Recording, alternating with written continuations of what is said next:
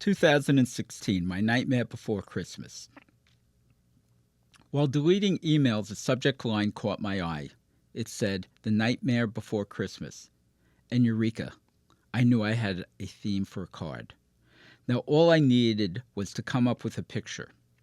I wrote the saying on a pad, put it on my desk, and throughout the day I would look down on it, trusting my creative acumen that while it might take some time, eventually it would come to me.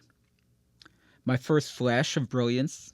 The scene is the night before Christmas, and I'm sitting down at a family dinner consisting of my entire family and Thalia's entire family. That would be my personal nightmare before Christmas.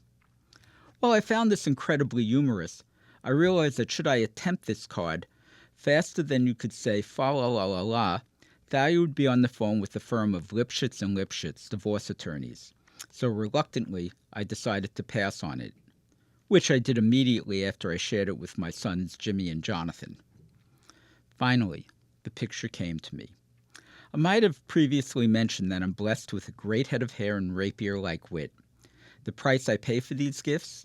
I can't draw a straight line, carry a tune, and I'm mechanically challenged.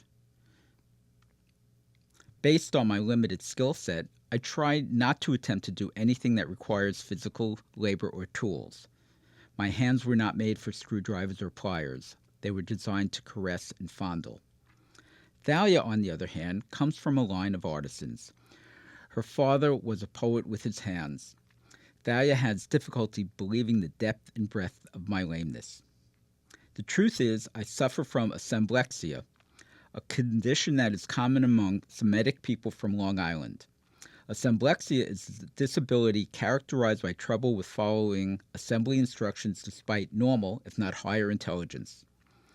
How does this all relate to the card, you wonder? Well, my nightmare before Christmas was when we would buy things for the kids that needed to be assembled.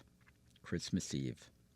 I'd be in the living room, sweat dripping from every pore, curses spewing like molten lava from my lips, my mood bad, real bad. And all of this occurring before I would even start. Thalia, who was all too familiar with this scenario, would be prepared with the first aid kit readily accessible and 911 on speed dial. Under my breath, I'd plead to the deities for the strength and fortitude to get through, to me, this Herculean task. With great care, I would open the carton so as not to once again cut myself with the X-Acto knife or puncture one of my fingers on a staple. Pathetic, regrettably so. In astonishment, I would unwrap the plethora of parts that somehow, upon completion, was supposed to not only look like the picture on the front of the box, but also be fully functional. And then, in absolute terror, I would peruse the instructions, pages upon countless pages of babble, written in a combination of Sanskrit and Egyptian hieroglyphics, defiantly challenging me and ultimately mocking me.